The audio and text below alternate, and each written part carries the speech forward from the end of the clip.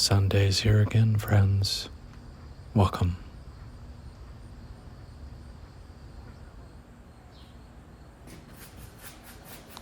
Let's dive into a little painting here and see what happens.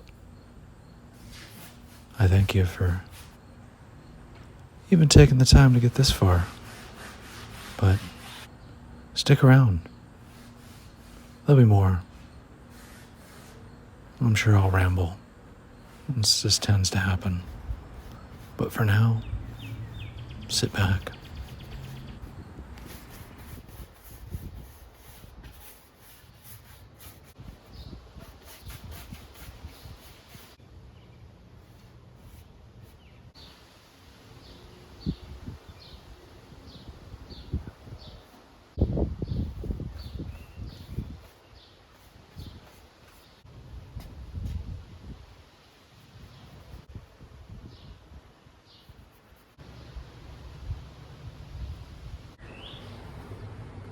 It's official. I hate it. Total garbage. That's how I know I'm doing the right thing. Talking with another artist friend the other day about this, about getting to a point with a piece where it's just garbage. Just hate it. Most artists are their own worst critic, they say. And I have found that getting to the point where I hate it is the best sign. So if I don't get to that point with a piece, I worry.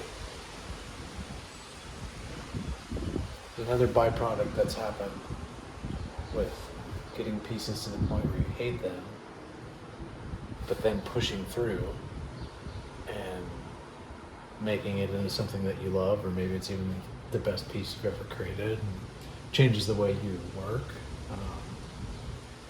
It's kind of that power of perseverance thing. Overcoming difficulties and all that jazz sauce. Yeah, so here we are. We're in the I hate it phase, which now we're gonna have to make it better. Well, hopefully by the end of this, it's better. Oh yeah, there's something about the process of just working through it, just struggling through it. Struggling to success. It's a good way to look at it. You can apply it to everything in life. Because without struggle, what's the point? You wouldn't have the satisfaction of overcoming. Yeah. So, I don't know. Little food for thought for you. New day. Chew it up, spit it out, do what you want. But at the end of the day, I've done this so many times, I can say with confidence, it will be better than it is right now.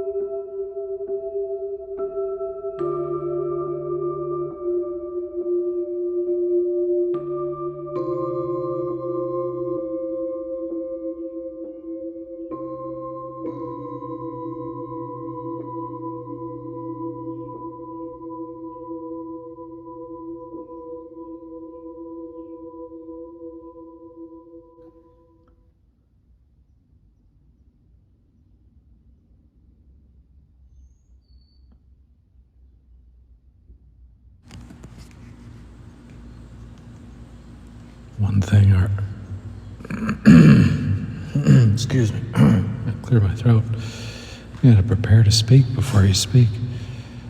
One thing our friend didn't mention there, but he was alluding to, is pressure makes a diamond. That failure to success, that's something you can apply all over your life. So many different areas that it works in. But it's true, it's that adversity and that will to survive, that will to succeed. That's what has pushed us, and I mean us, that's the greater picture, that is the human experience. It pushes it all to greater heights. I find it interesting to sit back and throw in the narration on these videos and witness the past. And this is a layered past that's happening right now. You know, this brush is creating a Macho Man portrait, which, if you rewind it back to the start of my career and the unsure artist that I was at the time, just trying to make something happen. The first series that got me out there was a bunch of wrestler paintings, and there's a Macho Man portrait that sits in a very wonderful restaurant in Seattle named Revel. If you're ever in town and have the chance to swing by, it's some delicious French, Asian French fusion inspired num-nums. Oh, get in there, get a noodle bowl for me. Say hi to Rachel. Check out the art. Macho Man's still in there, but that was one of those early successes, early feedback from our greater world that was saying, yes, Justin, you should make some art. And now, here we are. And the star date is something 2025, and Justin's deciding to paint Macho Man again. And kind of riff off of that drawing you saw me do some videos back. And I really, this will be a repeating thing. I don't necessarily conscientiously know what I'm doing often.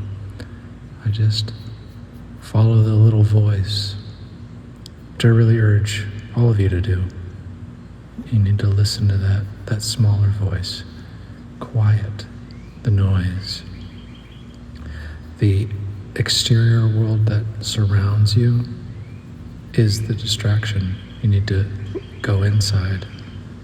What does it sound like in there? What does it feel like? A feeling is so important. I mean, sure, there's a fair bit of you that know feelings are vibrations. The scientific community has hooked people up to whatever EKG machines. I'm probably mispronouncing things, so take that with a grain of salt. But hooked them up to gizmos that have shown frequencies that can be directly associated to the state a human is in that moment, the way they're feeling. I mean, the lie detector test is a great example of that. It's a little graph with squiggly wigglies, but those squiggly wigglies are frequencies. And that's a lot of what surrounds our perception is frequencies.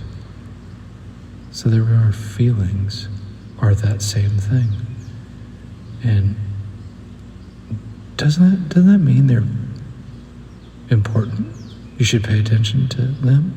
You should grab hold. You're the one driving your ship. Just like this guy moving this brush around, he's steering it somewhat. Not always intentionally, but I try and stay intentional. But there's paramount importance in intentionality. And I really want you to think about that. Pay attention. What is our most important commodity? Is it time? Maybe. Is it money? I don't know. Is it things? I don't know. I feel like colder. That's where we're going.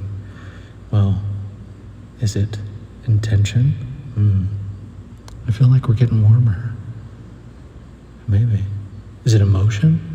Warmer. Yeah.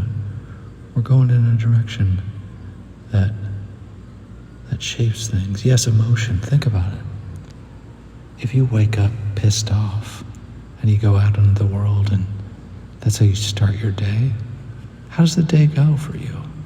That's a question to ask yourself. I don't necessarily need you to answer me. You can if you want to. But does your day get happy and better when you wake up ticked off with the world? Or does it stay ticked? Likewise, if you wake up and have a lightness to your day, a gratitude, how does it go? That's a simple experiment you can run. You know, there's so many philosophies, religions, thinkers, the great minds that have talked about this, but the current day term they like to bat around is mindfulness. And, you might be rolling your eyes at me. Oh, here's this guy that wants to talk to me all smooth, like he's some kind of Bob Ross reincarnate. But yes, mindfulness. Are you paying attention right now? Or are you just lost in the babbling of my voice? Or is what I'm saying to you making you sense deeper, see deeper, feel deeper, hear louder? I don't know. But what I do know is the more you decide to grab the wheel instead of letting it guide you, you're, as corny as this sounds, you are the author. I'm not the author. I'm a little buoy out in the ocean that says, hey, this is this. But you are your author. I don't know your story. Please tell it. The rest of us want to hear it. We really do. There is truth among truth upon layered truth that needs to be told, because that's how understanding happens. It's not by hiding, it's about telling. And I'm gonna go back to, sorry, I was really going philosophic there, but we're gonna shift just a lighter side story. Again, I'm the random guy on the old YouTube that you've stumbled into, and if you've made it this far in the video, let's talk about putting that original Macho Man piece on display. I think the year might have been 2009 or 2010. I get the opportunity to put my work up on display for the opening of the hot new restaurant in Seattle, Revel. And it's opened by notable chefs that have starred on Iron Chef, Rachel and Safe. Wonderful people. Wonderful food as well. But I don't know much about them at the time, and I say yes, and I bring my art to this really intimate space, but beautifully designed. The architect that did it was Graham Baba. Friends of mine were the developers, and the space even though it was simplistic, it was just so perfect. I mean, open kitchen. This is a concept you've seen repeated ever since then. But it was an open kitchen, large butcher block where they just made their food, and it was just, you could see all the action. It was raw. It was there in your face, and the food was so good, and it was lively. It was the pre-peaking of experiential dining in Seattle. And there I was, some kid painting in a basement in Seattle, throwing his work up on a wall, and yeah, come by the soft opening, and I didn't know what to expect. I walk into this place, and you could, there was shoulder room only. You had to squeeze into there. It was so much positive, popping energy. And then I don't even know if I had a taste of the food at that moment, but it was the precursor for a catapult into a world that I didn't even see coming. And I ended up doing a few more restaurants with that same group, and then even more restaurants, and that led to other things. It's wild to look back and see what happened. But that's just a little example of just go for it. What's stopping you? If you take away anything from getting this far in the video, and again, I commend and thank you for sticking around. But if you're taking away something, it's not nothing. I mean, the smallest detail is that loud moment waiting for you to grab the wheel. You're in control. You're the one driving your ship. Don't sit back. Use the commodity you have, and that is your attention, your focus. Like, what are you thinking about? Are you even paying attention right now to what's around you? Or are you lost in your head? Don't do that. It's so valuable. And they say often, over and over and over, that time is that precious thing. I'd like to throw a counter argument to that. And it's less time, but it's more attention. Pay attention. You can shape it. You're supposed to. The thing dancing around you, you call your world and reality and every other title and term you want to use. It wants to be guided. It wants to be interacted with. Do not be passive. This experience called human, whatever your human's name is meant to be participated. You're meant to do something. You are the doer. There's a phrase I'll toss at you, and I didn't make this one up. This is just a good one. But think about it when I say it to you. Let it soak in. Ours is not to reason why. Ours is but to do, then die. What does that say to you? What does that drum up? Does that even stir you to action, stir you to thought? Because thoughts become things. They do. There is constant proof of that. And there's our cue, friends.